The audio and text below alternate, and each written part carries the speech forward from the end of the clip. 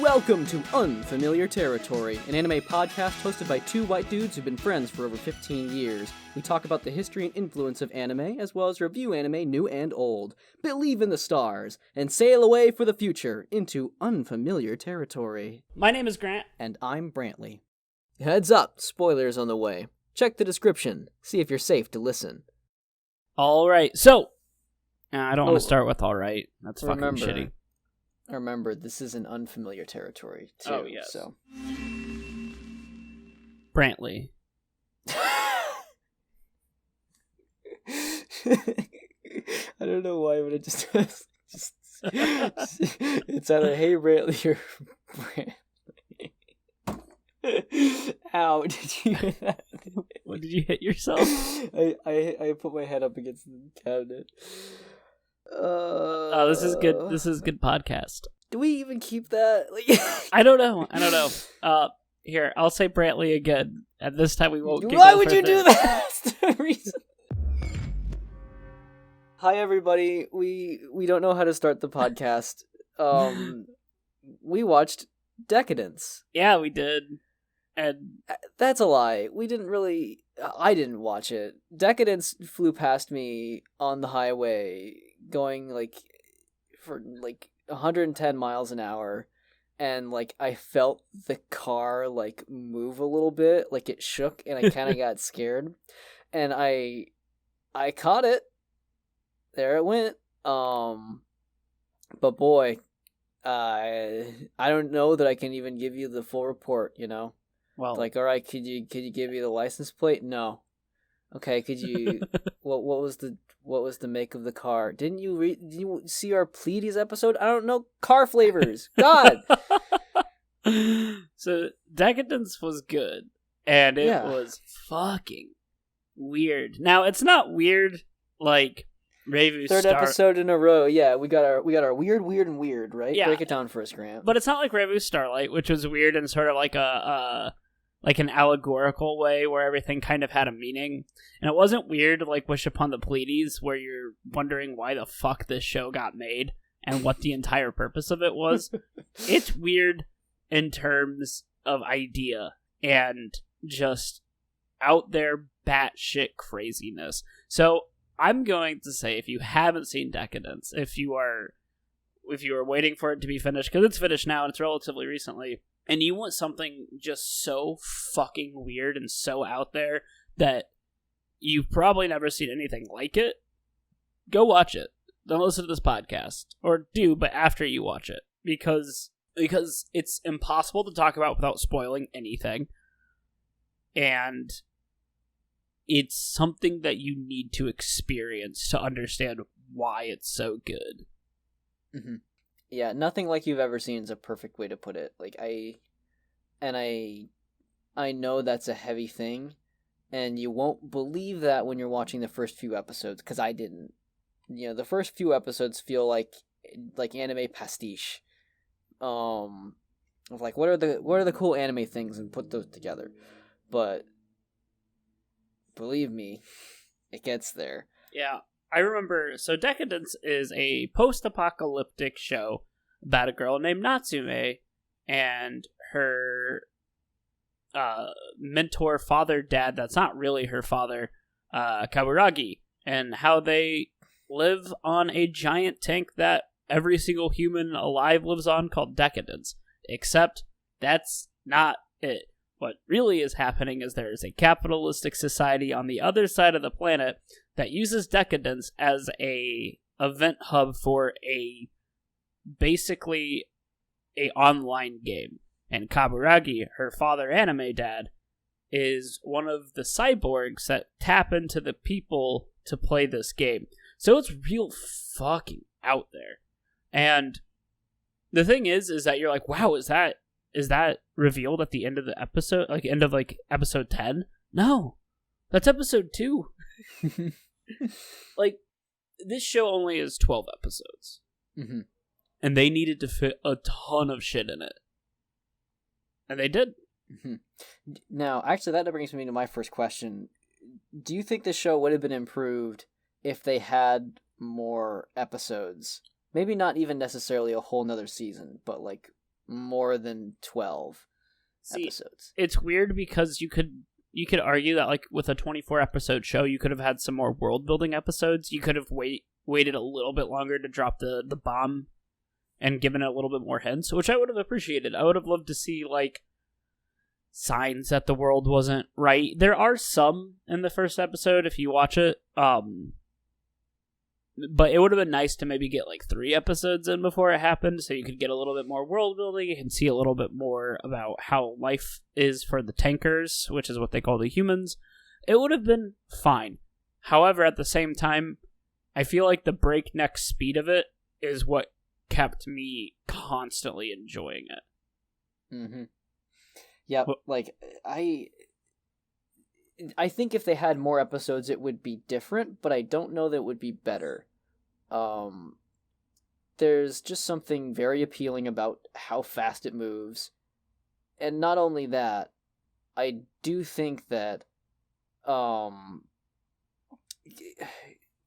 those early episodes where things haven't shifted into gear yet were honestly some of my least favorite because I didn't quite believe the show was gonna get novel yet. Yeah. Like I figured like, oh, it's just kind of a collection of things that work in anime. You know, here's your like flighty Attack on Titan action scenes. Here's your, your female protagonist who's, very bubbly and kind of clumsy and tries her best and has a cool mechanical arm. By the way, hey, more disability representation. All right. Here's your stoic anime dad, not dad, who can act as your new, wallpaper friend on your phone and also probably, cosplay to the max. I want to be that guy. And so it's like, okay, yeah, I get this. And then even like when the turning points are happening, it feels maybe a little played out. Or it's like, oh, it's going to be humans are the real monsters thing. Like, good job, Hanna-Barbera, we caught it again, But like, I think episode 3 or 4, I was like, oh no, this is something far deeper and far more aggressively blunt than I would have expected. And I like that. Yeah. Up until then, I liked it. But I wasn't sure that I was going to keep liking it. I was like very wary. You were shitting on it so hard during the first 4 or 5 episodes. Mm-hmm. I was like, I was trying to prepare myself because like it's gonna tank. It's gonna drop somewhere. But it only got better instead. So yeah. I think one of the things we talked about during the Wish Upon the Pleiades is how it has good parts, but the entirety isn't that great. I think Deca-Dence is, if you look at it as a whole, it's amazing. But if you watch individual episodes, it might not be that great. The fact that it was able to do what it did makes the show incredible. But you gotta watch the whole show. Mm-hmm. Yeah, it's very holistic in that sense.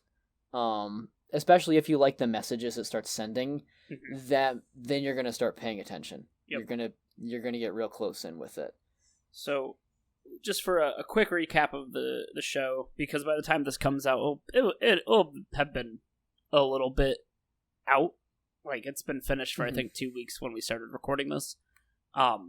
So the big thing about this show is essentially, capitalistic society, blah blah blah, hurting the humans, and then you have the cyborgs are these weird, like, cutesy looking Tamagotchi people. Yeah, they look Tamagotchi. I thought they were going to be real small until Natsume meets them. I thought they were going to be like the size of like a mouse, like a computer mouse or like a phone. I thought they were going to be like little handheld guys, or even smaller. I thought they might have been like microscopic or whatever. But apparently, well, not apparently, they are large. They're 3 feet to 8 feet tall. They're all very customizable, which I thought was a little fun. We do get to see, we talked a little bit about that and how each of them, it makes sense because according to the show, humans destroyed the Earth through pollution, and the richest basically reached singularity, and they became robots. And so all of these people are either descendants of the robots, or they were programmed after the initial humans, or they are the original humans, because they live a long time. I think they talked about being like 175 years old at one point. And so you get this disconnect, and it's pretty obviously talking about the disconnect between the wealthy and the working class. This show is almost straight communist propaganda. Yeah, and I'm down for that. If you're not, then you're not gonna like where this show goes. Because as a little bit of spoilers, the end is they do it. They make a communist utopia. Yep. And it's delicious. But we'll talk a little bit. As someone who, yeah, we'll get there. So I feel like this is one of those things where we might be able to go a little bit, like at least episode chunk by episode chunk, and talk about what we liked and what we didn't like about our initial reactions. Sure. So the first episode is pretty straightforward. I really like Natsume's character design. I think she's cute and fun, and then I also like Kaburagi a lot. That was what drew me to the show initially. Is I saw the trailer for it, and I saw Natsume and Kaburagi being not in a creepy relationship. And so I was like, cool, let's do it. And the first episode has some fun stuff. You see the fight with the monsters at the end where she falls off the tanker. I like that, her during her job, I like the way that even when Kaburagi wasn't training her to kill monsters, he was still like fine with hanging out with her. I like the little party they threw together when it was just them. Yeah. And work buddies. It was good. And then there was one moment where one of the other coworkers gets flirty with Natsume and she hates it. And it was pretty well established that it's like, hey, we're not going to have people hit on this character because it's not a good thing to do for a character. But the beginning of the second episode, I almost dropped it. Yeah. I was feeling like episode 2 and episode 3 was kind of like, do we just maybe give up on this one? Which sounds harsh considering I turned around so much on this show, but it takes a hard U-turn. Like you watch the opening, because you don't have the opening in episode 1. You watch the opening of episode 2. It shows that Kaburagi is this little cyborg in the opening, and it shows a bunch of weird shit that you don't know about, and you're like, is that a spoiler? Did we just get like a major spoiler? But no. It opens up with Kaburagi as his little robot dude, and he looks like a little bean with hair. But yeah, he's basically a little Dig Dug. Yeah, he is a little Dig Dug. And the second episode has a lot of exposition. A ton. And you don't see any of the tankers, you don't see any of Natsume. And it all takes place in this like cyborg world.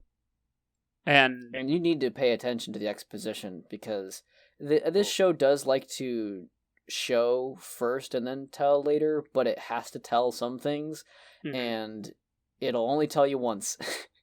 There are definitely things I missed and had to have the run back with Grant basically be like, okay, hold on, what was the cyborg thing again, and then just walk it back from the top. So and it hits you fast. They don't waste any time in the show. There's almost no downtime.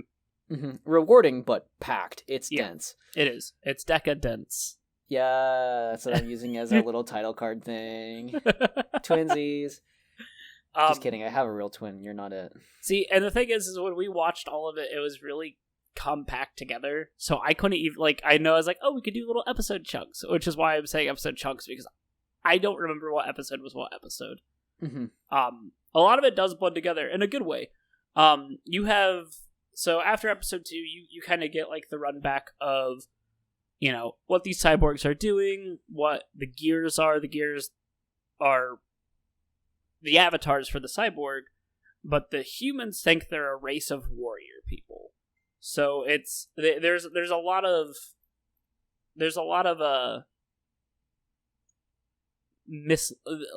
propaganda to talk about their misleading. So I actually brought up Oh, yeah, I brought up the episode list.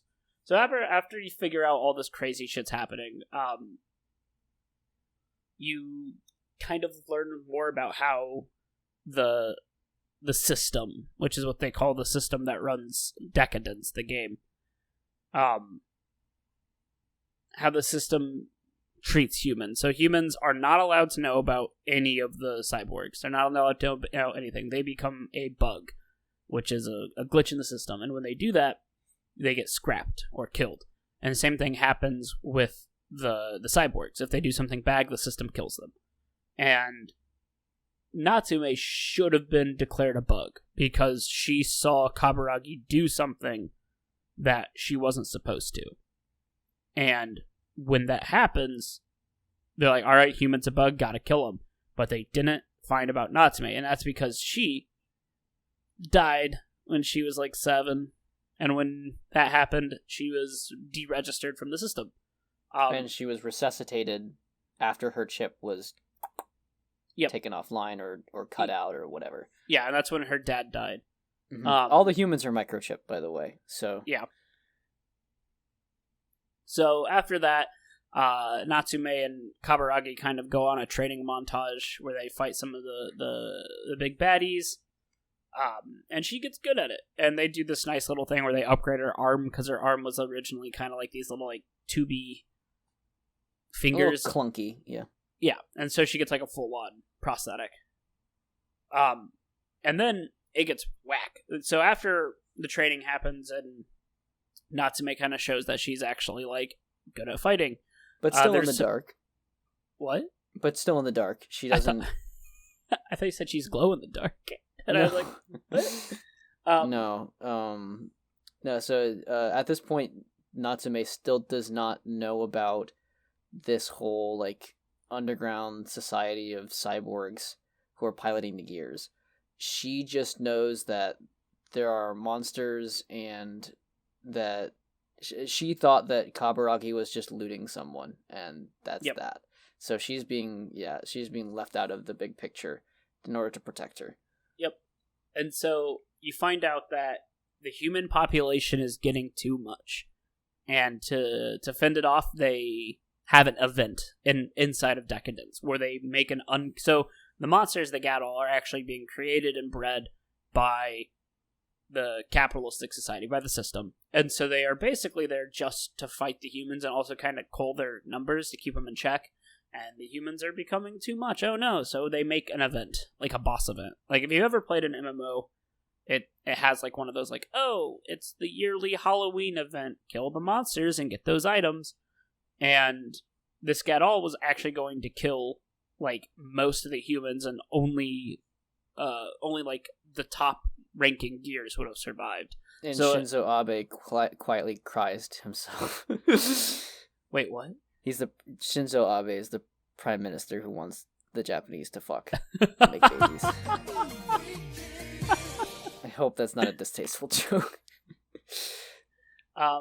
So if this Gadol is killed prematurely, the storyline breaks because it's all programmed, and of course it does. And then Kaburagi gets zapped and sent back to the cyborg world, and then we learn about the police state and how prison systems suck. Mm-hmm. So the first half is fairly standard, fight the monsters, win the prize, with little bits and pieces of, the larger picture. By this point, it becomes keenly apparent, too, that this is Kaburagi's story. This is not Natsume's story. Natsume's there, and she's a prominent character, but she is definitely second banana to Kaburagi. Natsume exists as a character, for at least at the beginning and most of the end, but to me, she always kind of represents the audience's connection to humanity, because you need that to ground the story, and for sure, it's kind of what grounds Kaburagi as well. She has her plot relevance, and she's a fun character, and she has a fairly standard character arc. She's worried about confidence, and she wants to be confident, and that's why she wants to go fight the Gattle. And it's like very standard, tropey anime story arc, but it exists within a way for Kaburagi to see humanity. Mm-hmm. Yeah, I don't think I could have done it better. I want to imagine that there was a way to get her more involvement, but like at the rate they already pushed this show, I couldn't come up with it, you know. Right.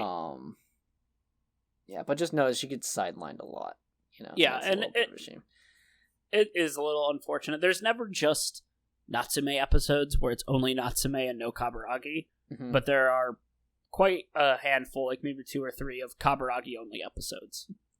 I will say this: I'm glad that they didn't push Natsume to be like to overcome like human limits. There's never a point where she becomes like the shonen and all type of character, you know. So I'm thankful for that at least. Yeah, absolutely. So after the initial, like, it's super weird because for the first episode so after Kaburagi gets punished for destroying the Gattle, he goes to prison. And it was really fucking off-putting for like the first 12 minutes. Because you just see these cutesy robots just like getting fucking plastered and vomiting. It's weirdly crude. And I wasn't a big fan of the crudeness that they kind of had with it, but eventually you kind of like adapt to it. It's really weird. But you know, basically the prison system says if you work hard enough, you'll get out. We'll say you're a functioning member of society and you can be there. And then you find out that no, you can't. Not like you meet a new character. You meet a couple robot characters. So there's some robot characters that you've seen before. There's like a bug one named Turkey. Is that his name? There's a like old kind of like put together robot named Stark, and then there's Sark. Yeah, that's it. And then there's the smart Ninja Turtle Donatello. Because Mikey's already been killed off at this point. Yeah, Mikey died immediately. He's kind of the reason that Kaburagi doesn't really care about things. So Mikey was a cyborg that was all there for one episode, and he was the top player, and he wanted to get to the top. And so to do that, he cheated the way that Kaburagi cheated, and that got him killed. Bug in the system. And then you have a prison break. You have some weird robots voiced by the girl that does Susie in Little Witch Academia, and she's great in this show too. But there's so much to it, and it's hard to dissect all of it in like a quick tidbits. Case in point, look at how much time we spent talking about this so far. We haven't even hit the end. Yeah. So after Kaburagi starts the jailbreak, and first he earns the respect of his fellow prisoners by not killing Donatello, and when he does that, they have like a hacked version of Deca-Dence so that they can play it from prison. And so he goes into Deca-Dence, but he can't use his Kaburagi avatar because his Kaburagi avatar is been taken by Minato, who is the pilot and like moderator of Deca-Dence.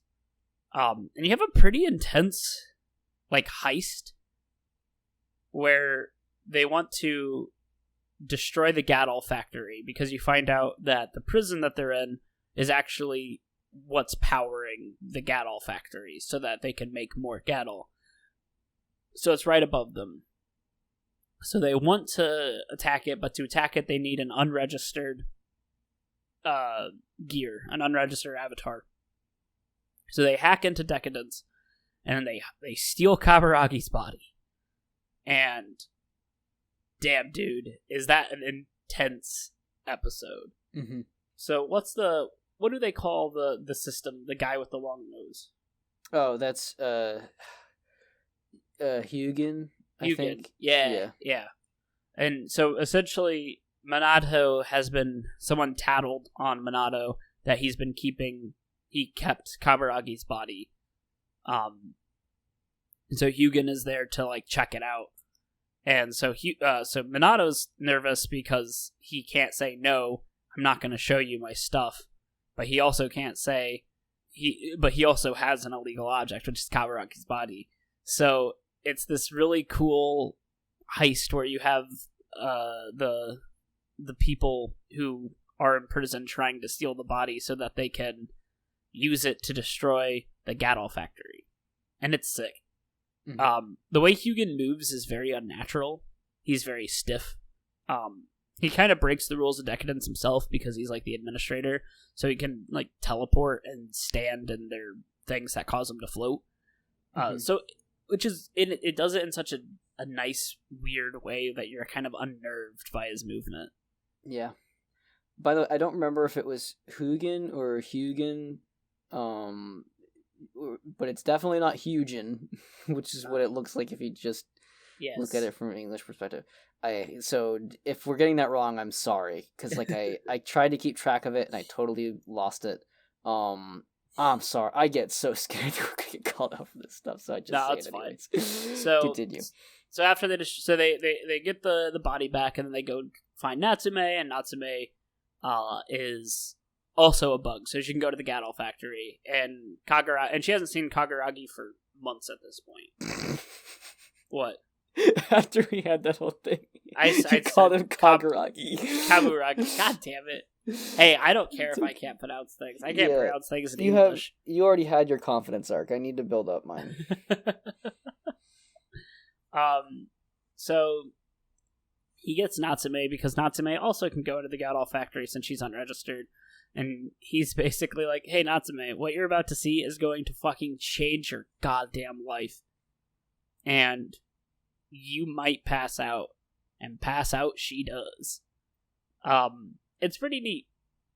You also have some emotional story because they had a Gatol pet named Pipe. And if you kill the Gatol, you kill Pipe. And they do.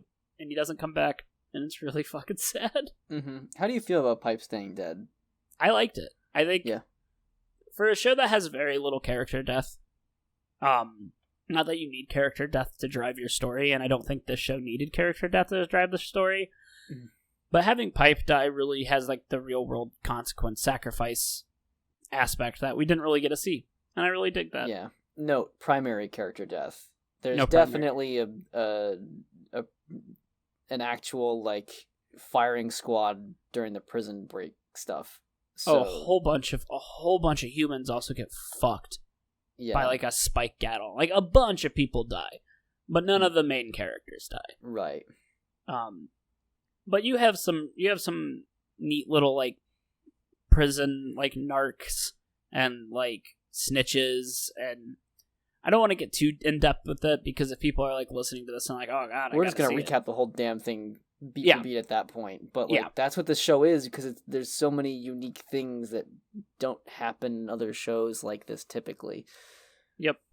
And so the cyborgs end up in Deca-Dence after they destroy the Gatol factory, but one of the Gatol still lives. They kill Hugin. Let's just say Hugin.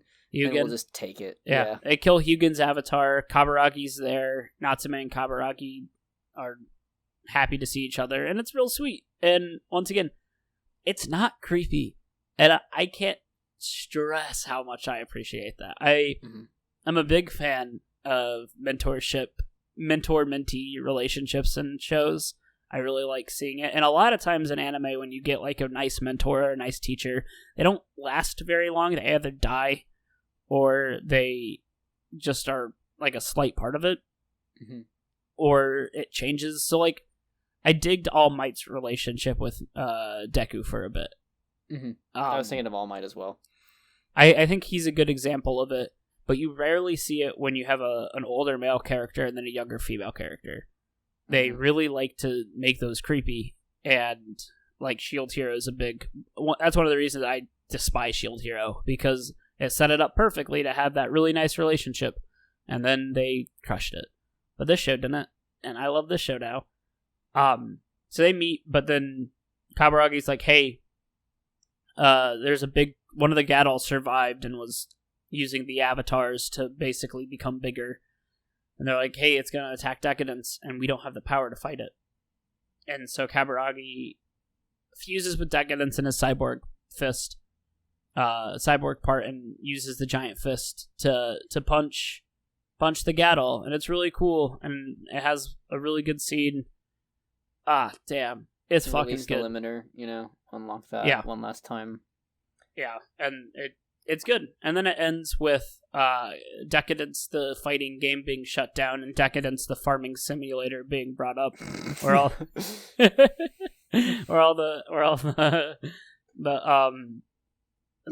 while real Farmville in the real world is getting shut down, Deca-Dence has now begun. Yeah. So what happened? It's communist agriculture regime. Hey, it's libertarian because Natsume wasn't forced to be a farmer. She became a tour guide. Yeah. Which is made sense for her character.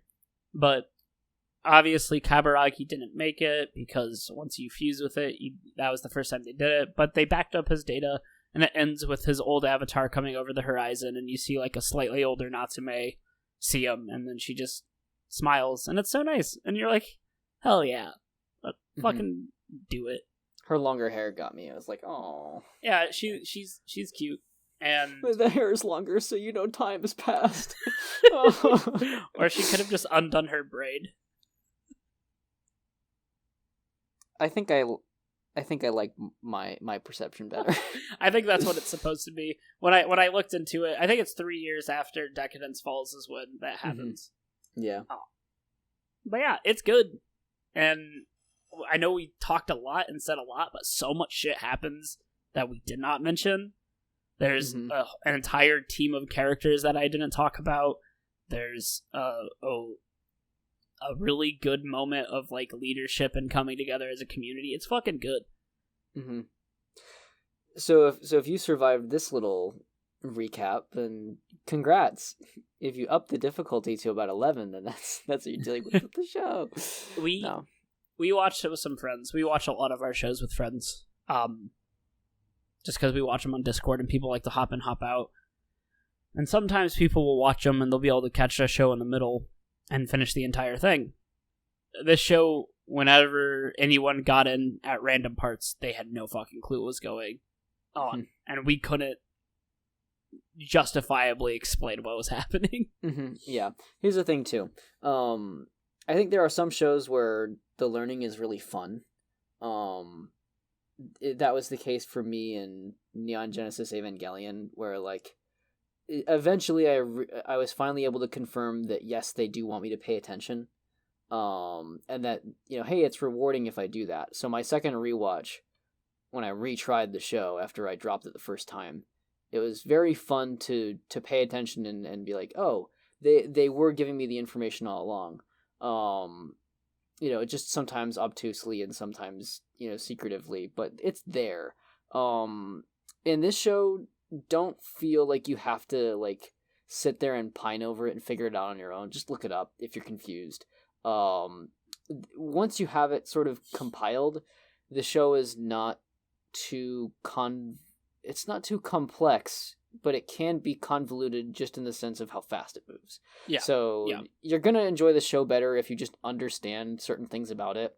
Like, for a while, I was hung up on whether or not the little cyborg pill people were actually real or if they were digital. And whether or not, say, the gears were, out of, like, clone carbon bodies or something. Like, I couldn't piece it together what was actually happening there. And once I got that sort of figured out and unwound, then it's like, okay, I can just enjoy watching the show again. So do that. Look up like synopses if you need to. Make sure that you're actually understanding what's going on, and I think you'll be able to enjoy the ride better. Right, and as much as the show is really good at showing stuff, it, like Brantley said earlier, it does tell you. So if you're confused, chances are you'll get some explanation later. There's no shame in a good rewind. And boy, do you need it in this show. I just realized that we just said all this after assuming that everyone's watched it coming in. Well, I feel like... But if you have to... Here, tell that to your friends. have them go watch Decadence. Yeah, and I And feel then tell like them those even things. what? Yeah, sorry. Mhm. I feel like even if you have seen it, having that recap is mostly for me. I'm gonna be honest. I needed to kind of go through everything to talk a little bit more about it. Me too. So, what are some things that you think? I know you told me when we finished this, you said nothing is going to be able to do Decadence like Decadence did. Mm-hmm. But what do you think are some things that you would have wished you could have seen changed? Things that, yeah, for all the praise I'll give this show, there are little things I didn't like. They just don't happen to budge the big picture that much, and so it doesn't bother me. Natsume getting benched is kind of lame. Once again, I don't know how to really fix that without changing what the show is, but it was still kind of a bummer to come to that realization. The whole, like, unlocking the limiter thing never felt to me like it had a lot of impact on the show, besides the whole plot point with Kaburagi and Mikey. Mm-hmm. And then, of course, like, the final big twist where they bring it back. It never really got me hyped up. This is kind of like, oh, they're doing the thing again. To me, it felt equivalent to the shonen hero getting angrier or more spirited and therefore becoming more powerful. And in a show like this, which is fairly logical, I want to say, and like fairly grounded in reality, it feels like a weird immersion breaking aspect for me. The suspension of disbelief kind of got broke whenever they brought it back in. Some of the fight scenes feel like nonsense to my eyes, but then again, I'm picky about that kind of thing. You know, when you're getting too heavy into the rotations, and just ultimately when you have characters who are just able to fly and zip all over the place, I feel like the direction is so focused on putting a lot of motion in and, like, you know, having characters dodge stuff and whatever, that you start losing sense of time and space, and instead it's just kind of like these video gamey dodge and hit kind of interactions. Yeah. Where a character is dodging attacks like away from the enemy for like 20 seconds. And you're just like, when are you gonna land? Like, go, where you're dropping at it at terminal velocity. Like, when does this happen? Yeah. It's the same as like sports shows when they go up for like the dunk and they're up there for like 10 seconds doing a monologue, you know. Yeah, I guess the free floating nature of the Oxyon tanks just kind of never was appealing to me. Right. It gets the job done, but I don't think it necessarily adds anything to the show. It just feels like other anime. Which it definitely fills the space and keeps me visually entertained, but I was also kind of tuning out whenever they're just zipping around like that. Yeah. It reminds me of Attack on Titan's combat done wrong. Yeah. So Attack on Titan, you know, has its issues, but it does the zip thing pretty well because it's physical. It has stuff that you have to touch. It's the difference between watching Superman fly and watching Spider-Man web sling. Yeah. There's something more visceral, not visceral. Yeah. Visceral? Visceral, tactile, you know. Tactile. Yeah, it's like watching Peter Parker slingshot himself with the webs and then use his webs to continue that momentum is a lot more satisfying than watching Superman fly forward. And this show has that problem. You can imagine that G-force. You felt things like bungees and things like that. You can't imagine what it's like for Superman to be able to turn on a dime when he's flying. It feels kind of like filler choreography in that sense, where like when two characters are just kind of wailing on each other with their swords, there's kind of clang, clang, clang. You know, it feels like the nouveau version of that. Yeah. The new version is fancy dodges.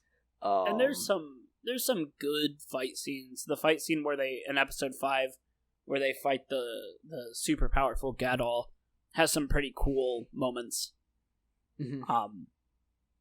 But yeah, I want to say the fight scenes are even the show's strong suit. Yeah. They're definitely passable. And for most people, I think they'll get hyped up. It's just not my flavor of fight scene. I agree. They're not complex choreographed. It's very simple. Yeah. I think too the message of the show is really strong, but as a result I feel like it kind of takes command of the literal plot elements and the world elements that are in the show. So like Oxyon doesn't really make a lot of sense, and they don't try to make it make sense, which is fine. It's just it's a fictional element. It's an unobtainium kind of thing. But it doesn't really ever feel like it fits in the world except to thread those things together. Which is only to say that it's not perfect. It's once again a perfectly passable part of this, because it does link these really important thematic things together. That we have the capitalistic society, and they are, renewing this resource. They're using this resource to throttle the working class, and essentially suspend them in a belief that they have choice against systems of oppression, when in reality it's totally under control. And so that puppeting of Oxyon is really neat. But it's kind of a free pass. And so that might bother some. Bothers me just a little bit. But again, these are all things that don't get in the way of what I think the show excels at, which is the big picture. Mm-hmm. I agree. Would you like to talk about things that you didn't care for as much? Yeah. Some of the things I didn't care for, and it's really weird because I know I talked about how I think it's better densely packed. I do wish we got to see a little bit more of Natsume's life with her friends. So the whole point of Natsume is that she wanted to join what's called the Power, which is a very small select group of humans that fight Gadol. While most of the people that fight Gadol are gear, there are some humans that do fight him. And she gets a nice little... She gets a nice little relationship with some of her peers at the orphanage, which is just called the orphanage in big bright letters, and it's a little funny because it's like, hey kids, don't forget. Yeah. I liked Deca-Dence as a city. I liked seeing all the stuff. I really liked when they would hang out and chill and talk, and we didn't get a lot of that. And I think that I would have loved to see some more of that. Mm-hmm. Like I said earlier, I'm not the biggest fan of the crude humor they would do with the robots. They never did it with the people. Mm-hmm. So it seems like they were like, haha, they're cartoony robots. Let's make them vomit. That's funny. Very scatological. Yeah, a lot of piss and vomit. A lot of crap. A lot of shit. But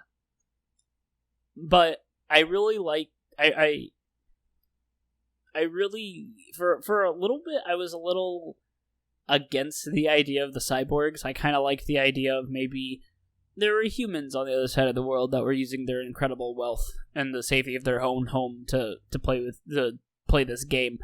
But I think that because they're cyborgs, it gives them that disconnect that they need. Because if they were humans, they might not see them as sacrificable as they once were. Mm-hmm. Not to mention that there's a corollary there where one might not see the rich as being human, and so that's an extension of essentially what the wealthy become is not human at all. Yeah. You could say that they reject their humanity. JoJo. I made a JoJo reference. That's one. We gotta put that down. Well, put it in we the got box. Dio's voice actor in here, right? Like, I'm pretty sure is Hugin. Oh yeah. I thought you were asking if he was at our podcast, and I was gonna say he couldn't make it. Yeah, he's motherfucker's always late. Yeah, but no, he was Hugin. Strutting around his stupid Cairo lair. Dumb bird named Pet Shop. Licking ice cream off Vanilla Ice titties. Come on, man. What? I haven't seen JoJo, so when people talk about licking ice cream off Vanilla Ice's titties, I think of, is Vanilla Ice a stand? Vanilla Ice is a person who has a stand. Okay. the ice cream part is just my fan fiction. But yeah, the disconnect from humanity is pretty good. I would have killed to see more Natsume and Kaburagi just hanging out. Mm-hmm. But at the same time, I don't know if I would have. I feel like if they do a season 2, I'd like a little bit more of that. Just because I don't see how they can do a season 2, just because it was tied up in such a neat little bow. But it would be nice to. It'd be nice to see Kaburagi and Natsume hang out a little bit more. Mm-hmm. If they did, here's this. Would you feel okay if they did like extra content? So like little gag episodes or something after the fact. Yeah, I would love it. Like I normally say no, but if I just get to see Kaburagi be anime dad and Natsume go through her early 20s, I'd fucking dig it. Mm-hmm. I'd be so into that right now. Especially talking about it. Oh man, you made me excited for something that's not going to happen. Agreed. Oh. Let's talk about Studio Nut. I think we've said all we needed to say, really. That's their name. Those are the people that animated it. They are babies in the anime community. They were founded only 3 years ago in 2017. They have done exactly 3 things. They did Saga of Tanya the Evil, which I'm not a fan of. They did Fooly Cooly Alternative. They co-produced it with Production IG. And then they did Deca-Dence. And that's it. Like, that's it. It's crazy. And I wonder if that's because they're a baby studio. They are able to kind of get away with making this batshit show. I think that's something that made Deca-Dence way better than I thought it would be. Mm-hmm. It wasn't constrained by the stereotypical anime of the season that a lot of anime is. Yeah, it relies on precedent to get it off the ground, but then I have never seen an anime do a plot like this and go this hard. There's like your Gurren Lagann types where it's like, rise above everything in your way, and the systems of oppressions will fall because we'll believe and work hard enough. But this is like, fuck that. We need to attack this at the system level. Yeah. And it's like a surprisingly US relevant take on that, I think. It really is. For all the people right now who are saying, I want to support change, how do I do that? And being introduced to direct action, myself included, like, this show is about direct action. I want to say that there are multiple times throughout its total runtime where characters try the alternative and it doesn't work. It's like the tankers, for example, have resigned themselves to just, hey, if we just kind of keep doing our jobs, then, that's all we can do. There's the cyborgs who are complacent with just the game proceeding as it will, and, changes happening, what are you going to do? That's the system. There's the Gadol operations about, like, maintaining that ecosystem is not at all prepared for an emergency. And so it's all these, like, highly relevant cases of essentially how to uproot this kind of system, and the growing pains that are involved, because it's a painful process, and yet one that reveals itself idealistically to work out. I can't talk at length about Marxism because I'm only now getting into it. And even just starting, I can already tell you it branches out wide and fast. However, I think there are definitely things to be learned from it, depending on what branch you're sort of looking into. I'm not going to give a lecture on it here, but I feel like this show sort of gets how Marxist ideologies can be relevant and usable in modern day. Right. It's still going to be idealistic as hell. Essentially, for something like this kind of society to work, you have to have this absolute total wipeout, right? That everybody agrees, all right, no more of this. No one's taking command. No one is going to get in the way. Everyone gets real cool real fast. Because until then, the people who are disarming and who are essentially, upending those systems of control and power, the people who do that first are vulnerable, and so they would be able to be exploited. I wonder if that's ever happened in the course of world history. Spoilers, it has. But that's often why there's the one of the talking points of it does nice in theory, but it doesn't actually work. Well, we can sure dream, and Deca-Dence kind of revives that dream for me and makes me want to learn more about this and where it fails and where it succeeds. Yeah, it's a good political statement, even if it might have some dreamy looks to it without, changing a political system is never as easy as it is in Deca-Dence. Yeah. But it's enough that you can be like, okay, I can see what they're trying to do. It has really good themes. It's not so idealistic to say like this can be done without sacrifice or this can be done perfectly. Right. Reviving Kaburagi maybe kind of is disappointing in that aspect, but like I almost see that as like because it's a backup, it's kind of the specter of Kaburagi living on into the new world that he helped to create. Right. But anyways. No, I was looking at other shows that came out this season, and you have like ReZero season 2. Boring. Boring. You like God of High School. Like there's boring. A lot of you have Rent a Girlfriend.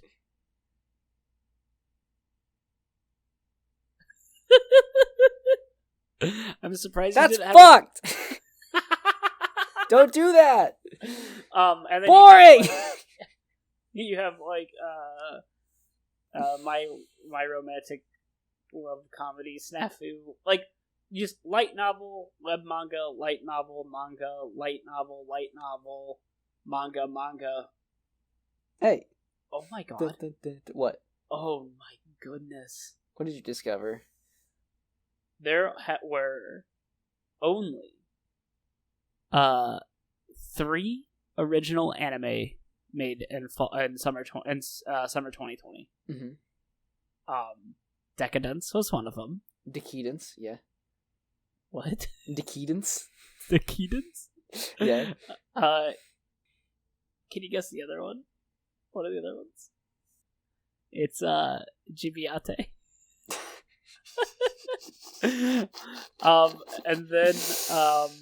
And then another one called Ninja Collection, which according to my anime list has a 3.34, which is less than Gibiate.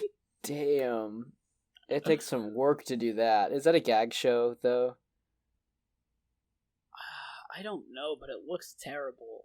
Oh, it looks bad. That's all right. We'll talk about Deca-Dence. We'll talk.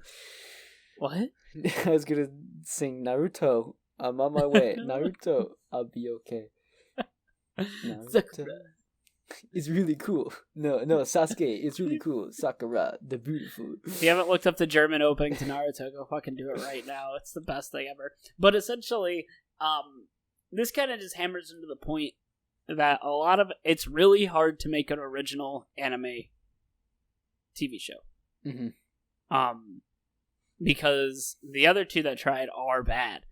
and they don't sell. That's the thing that I've as you look into anime, it's almost always, we're going to make this manga into an anime because we already know that it has an established base that's going to watch it. Mm-hmm. And so taking an original anime and making it as fucking bizarre as Deca-Dence is impressive. Mm-hmm. And Deca-Dence on my anime list does have a 7.57, which I think it deserves higher, but it's better than the other two original anime. Yeah, if you go look at the written reviews, the ones that are sitting up top right now are like, 9, 10, 9, 10, it's clear that the people who care about this show care to articulate that, which I think is fairly special. Yep. You said you were looking up the director earlier today. Yes. So what are some who's some of the people behind this show that we might need to know? Personally, the director was the most interesting to me. Looking at the staff, I guess just I'm seeing a lot of question marks, in terms of art director, for example, someone who's done plenty of things, but maybe isn't very very public. But the art director has also worked on background art of Angel Beats.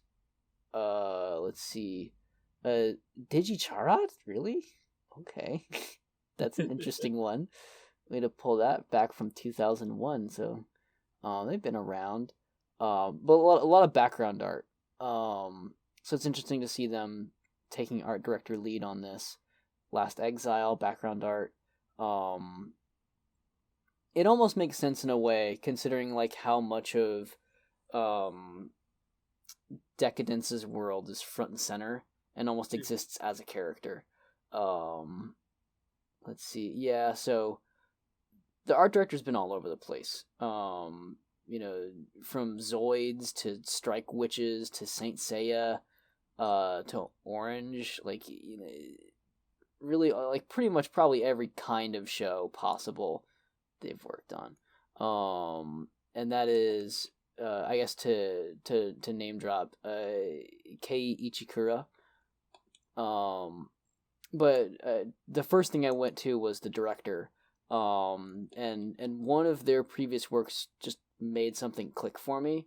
And that's that they worked on Bleach. No. Though we will watch a Bleach relevant thing soon. He did work on Bleach. He was a couple episode directors. Mm-hmm. Yeah, but you'll see some pretty strong names here. Death Billiards, Death Parade.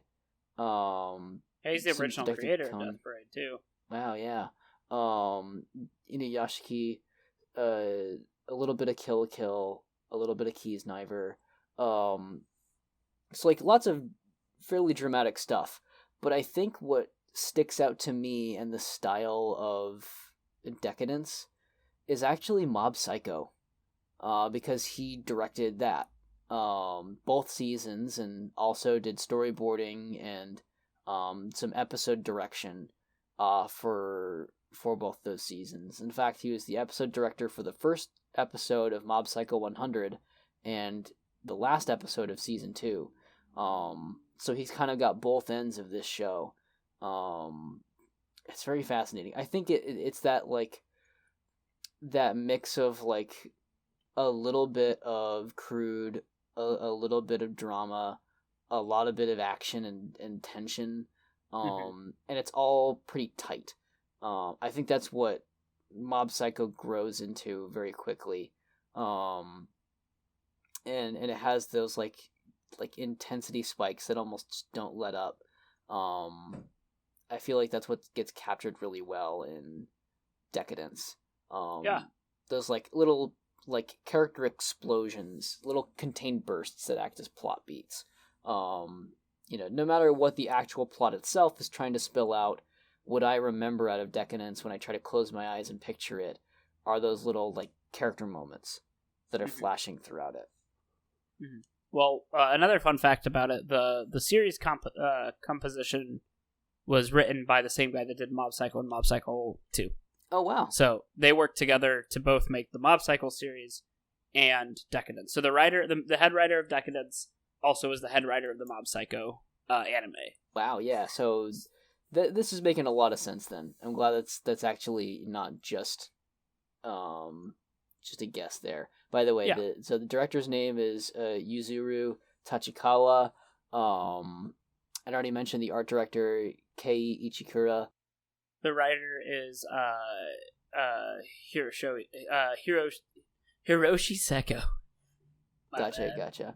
So a lot of talented people, and the writer's done things like Vineland Saga. He's done Ajin, which I know is pretty popular. He was the series composition for Kakaguru, the gambling one.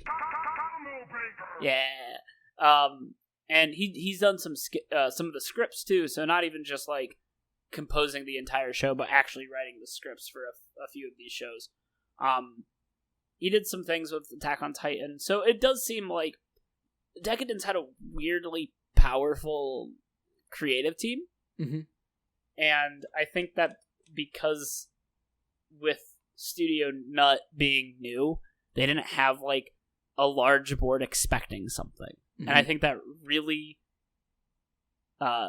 sent home the fact that they could just do whatever the fuck they want. This feels like the opposite of Jibiate, which is like that one's all name power, and then it just falls flat.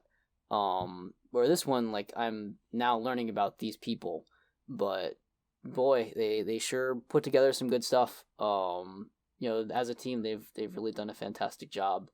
Also, another weird link is Aquarian Evol. I've been seeing that one around because that's a satellite show, and I'm like vaguely interested in what they do. Ever since I watched Noain, but that's for another day. I keep seeing Aquarian Evol around. That might be another one of those like overproduced shows. I don't know, but yeah, gotta keep an eye on it. I will say that one of Deca-Dence's like things it's compared to a lot is the Mortal Engines, which is a 2018 post-apocalyptic American film directed by Christian Rivers, with screenplay by Peter Jackson. So apparently, like it does have some pretty interesting influences, but I wouldn't say. But it's so hard to be like, oh, this show. If you like this show, you'll like Deca-Dence. I don't like saying that shows are totally unique. It's very hard to be totally unique because influence is important. But damn, I can't imagine saying, hey, if you like the show, you'll like Deca-Dence. Yeah. Because no one's really taken this kind of swing that Deca-Dence has. Not even like out of American media that I've seen. Not even on Western, media, really. And maybe I just need to watch more media then, but like, I don't know any other show that's gone this hard with its message. And this blunt either. Like, it's, maybe I wouldn't have noticed before, but now knowing what I do and in the world circumstances we're in, it's shocking of just like, wow, they just swung for the fences. Like, they did the point and everything. So I'm reading a little bit more about the production. Apparently, it was in the early stages. It was just monsters fighting humans, but Tachikawa was basically like, "What if this world is a creation and operated by something else?" And that is how Deca-Dence was born. Thank God. Yeah. Wow. But yeah, Tachikawa wanted to. I'm reading this almost directly off the Wikipedia. Apparently, his main thing for the script is that when he was when he was talking about the writing, is he wanted the dramatic beats to be important, and there are some really good dramatic character moments. There's a part where when Kaburagi goes missing, and when he goes back into Deca-Dence as a different avatar, he talks to Natsume about it, and it's good. It's a very in-depth emotional moment because he can't tell her he's Kaburagi. And then you get when she finds out that the world has been completely fabricated. It's so good. It's so emotional and dramatic, and then you also have the part where there's like a little flashback where Kaburagi is going through all the little recordings he has of Natsume that he made because he's a robot, and he sees all her goofy fucking faces, and that is one of the things that I love about this show that we didn't really get to touch on, but it's really well done emotional, and it's from a little guy that looks like Dig Dug with spiky hair. Mm-hmm. Yeah, it did get to me too. I like that the show's willing to put emotion into the faces and stuff. Not that other anime isn't, but like I feel like sometimes there's this willingness to like they'll go like way cartoony where like they just blank out the eyes and wave their hands or whatever. Or they stay very on model. And I feel like this show does a good job of balancing in between there. It reminds me a little bit of classic Sailor Moon, because they do a lot of unique faces in that. Konosuba also manages to hit that. I think it's one of that show's strengths. I think it's something that show has in common with this is like those little rapport moments of like work buddies just getting along. Yeah. I mean, I still think the part where she gets drunk with Kaburagi and she's explaining how she hates that they won't let her in the power because of her arm. It's so just normal in such a weird setting, and it does feel like work buddies, and it's so good. It's so great. It's so real too. Like that's basically what we do all the time, except we're not drunk in the process. But yeah, I mean, when I get drunk, I do it, but I get a little bit more into the overthrowing the system aspect. Yeah. Oh, that ain't gonna happen. Not yet. So what are some, do you have any, final thoughts on what we've been discussing before we move on? Yeah, we didn't really talk about the Get-All much. Oh, we should. That's actually very important. I think they're well designed individually. I don't know that they're very cohesive. Like if you just show me one Get-All, I'm like, oh, that's neat. The fight where they have the essentially like the raid boss, right, that is just clearing people out. It's very small and no one comments on it. It's like, oh, that one's puny, let's go kill it. Like no one treats it like that. It makes itself apparent that why it's powerful is that it's a direct counter to the tanker's technology and just fighting it with Oxyon in general.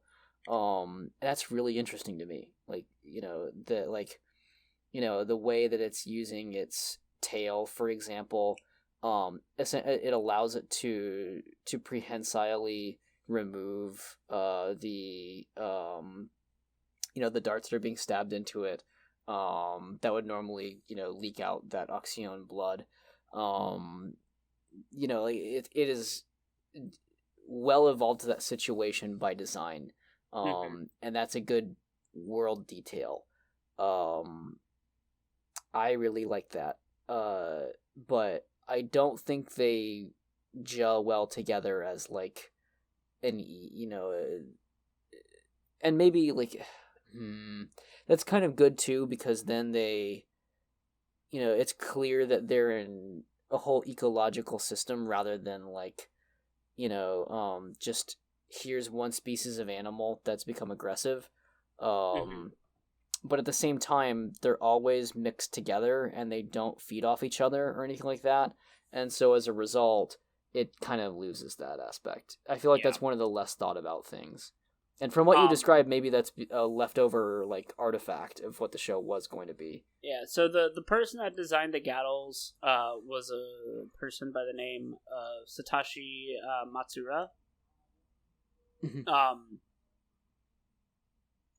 And it doesn't look like it. I mean, I can't find anything regarding them. Like, there's a Twitter account with the same name, but I don't know if that's. I don't know if it's the same person. Yeah. I mean, they do art, but no, they did Deca-Dence. But like in judging by what they've drawn. They have some very interesting character designs. They have a lot of that like exaggerated like like limbs or like big heads. Mm-hmm. And it looks really good in 2D. And I think the problem was is a lot of the Gadol were in 3D. Yeah. And I think that I think the problem with the Gadol is that besides the consistency, you don't really get to see them just kind of hanging out. Mm-hmm. You know, they're always constantly being the aggressor, so you don't get a time to like look at them. But yeah, the consistency is pretty bad. I will say though that the CGI with them is not bad. Mm-hmm. Yeah, it fits pretty nicely. I think that's one of my lesser complaints about the fight scenes. Actually, I didn't really have an issue with it. With Pleiades, I sure did, but that was because those are the characters and they're awkwardly animated. But here it worked out pretty nice. Hey, you know what makes sense? The person that designed the robots and Deca-Dence was the guy, the main art director for Flip Flappers. Yeah, that makes a ton of sense. Mm-hmm. Absolutely. Man, the anime world can be small. Yeah. I think the Gadol were definitely one of the weaker parts of the show, but I think I'm not gonna say it's by design, but I'm also not gonna be like that's a bad thing. Mm-hmm.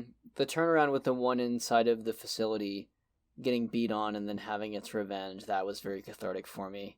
Yeah. Like that was one of actually the emotional high points for me. Maybe that's just because I like and care for creatures that have large glassy eyes. But you know, I love me some rabbits. But yeah, I felt pretty bad when that thing got hit, and pretty good when that dude got chest bursted. So, it is pretty interesting, to me because I thought there was gonna be some, parallels with Pipe, mm-hmm. because they were both the same. So essentially, at the Gadol factory, there was a small bug Gadol that this guy abused to train, while Pipe, who was Kaburagi's Gadol, was just like a loved pet. Mm-hmm. But besides Pipe just kind of existing to kind of give Kaburagi some humanity into him, he doesn't really do much. Mm-hmm. But this one, and I thought we might have seen like, I don't know, like Kaburagi give it love at the end instead of punching it. Mm-hmm. But that's alright. Yeah, but then again, it kind of makes sense if you're strictly thinking about the Gadol as a thematic point. So, like, you know, if you were to assume that the Gadol are, for example, money or currency, then of course Kaburagi is going to have this, you know, distaste for it no matter what form it's taking, no matter how small it is. Meanwhile, Natsume might appreciate the Gadol in a small form because it's harmless. It's just, you know, it's this little representation of, you know, power in a cutesy form. You know, then you have inside the facility, that Gadol turns on them, you know, and that, like, you know, a system like that, can't fully be put under control. Like, when you're developing a system that works on, you know, these, you know, cutthroat natures of competition and other capitalistic factors that, yeah, it's going to come back and bite you. And if you're not the richest of the richest, then you're going first, right? And so I feel like it's maintaining that thematic something. There's something there. But I think you're also totally right in that, like, it feels like there were some loose ends that didn't really get properly tied. It almost felt like Pipe was supposed to become the last big one, and they just couldn't get that to work in terms of plot, and so they just resigned it to some random one instead, and let Pipe have, like, a fair death, you know? Yeah. I'm glad that Pipe didn't become it, because it would have kind of spat in the face of some of the themes. Me too. Yep, I think it was the better choice. I think this show works best when it's sacrificing its plot for its characters and its theme and its setting. Yep, and I'd agree. So do you have any other shit to talk about? That was very... It's okay. There's plenty of shit in this show. Mountains of it. So, fitting to have here. First thing, what would your cyborg body be? I would have legs that could extend, but other than that, I'd look like Kirby. But I can be really tall, Kirby. Dude, we're on the same wavelength. I would want to be a little Kirby thing too. Where it's like head, feet. That's it. Like, that's it. No little Kirby hands. Just head, feet. Feet. It's like Eddie from Mega Man is like that. Yeah. It's like a little robot head, little robot feet. And you pop your head open and you give someone like an energy can. Yeah, man, that's all you really need. And then Mega Man drinks it and you're like, what the fuck? That's how that works? The Ruby Spears cartoon of that show is a little strange. I watched a lot of it as an adult. I'm glad that we can share that though. Yeah, I think we all just want to be Kirby on the inside. Yeah, man. Kirby has an optimal shape, Top tier shape. Kirby is peak performance. Okay. Last question, Grant. Okay. So, you watch the show. I did. Get all waste is recycled for its oxyone, right? Yeah. What would you be recycled into, you piece of shit? God damn. How long were you sitting on that one? A while. You just waited till the very end to just absolutely just shit on me. I guess I would. So, what would I be recycled into as a piece of shit?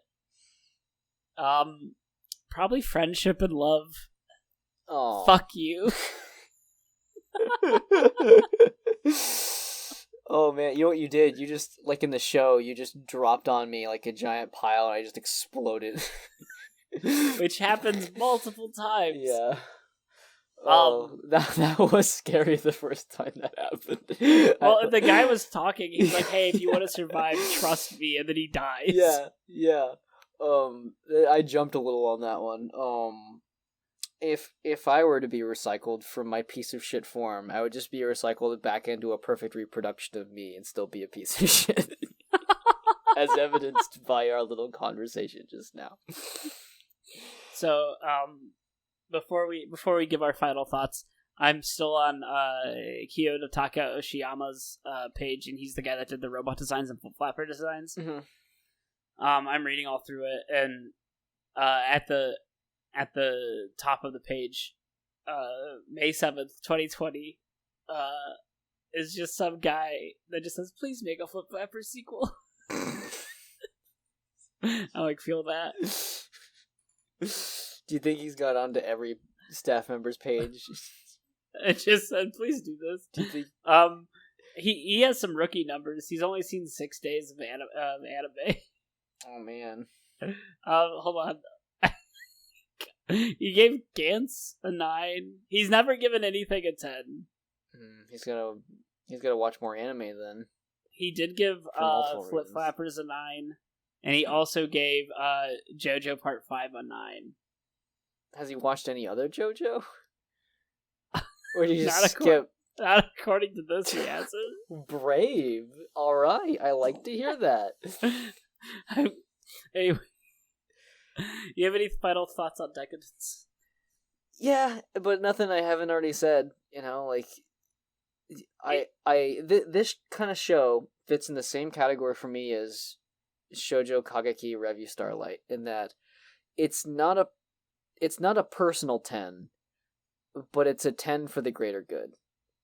Yeah, it's one of those shows where it's exciting to see someone try something original and it succeed. Mm-hmm. Even if it's not absolutely perfect. Son of a bitch. Sorry, there's a mosquito in my apartment. Get lost, loser. I just killed it. Nice. But I will say, if we want to watch another summer 2020 original show, I think Gibiate is on our sites. Mm-hmm. That's another show I've never seen anything like. Are you sure? Because one of the characters is literally just Jonathan Joestar. Joseph Joestar. Joseph Star. I don't fucking know the JoJos. And you're better for it, Grant. So, next thing we're going to do is get a little bit of Halloween-esque action. We're going to look into Burn the Witch. Yeah. I'm actually really excited for this. I saw the trailers, and I was like, wow, this looks good. And then people were like, well, it's written by the guy who did Bleach. And I'm like, mm-hmm. But I know a lot of people like Bleach. So Bleach it. That's Naruto's catchphrase, dude. And it is it's only that's 3 what Naruto episodes. says after he's had his big bloody fight with Sasuke. Bleach it. God damn it. But I'm excited for it still. It looks good. We shall see. It is only 3 episodes too. It was originally going to be a movie. Mm-hmm. So yeah. So with that being said, thank you for listening to our incredibly long, and like a third of it was us just talking about the TV show, but damn, was there a lot to talk about. Mm-hmm. Thank you for listening to our podcast. If you enjoyed what you heard, like, comment, or subscribe, or don't. We are not your dads. And Kaburagi isn't either, but damn, we all wish. Mentor, father, dad. Stoic, anime, dad, not dad.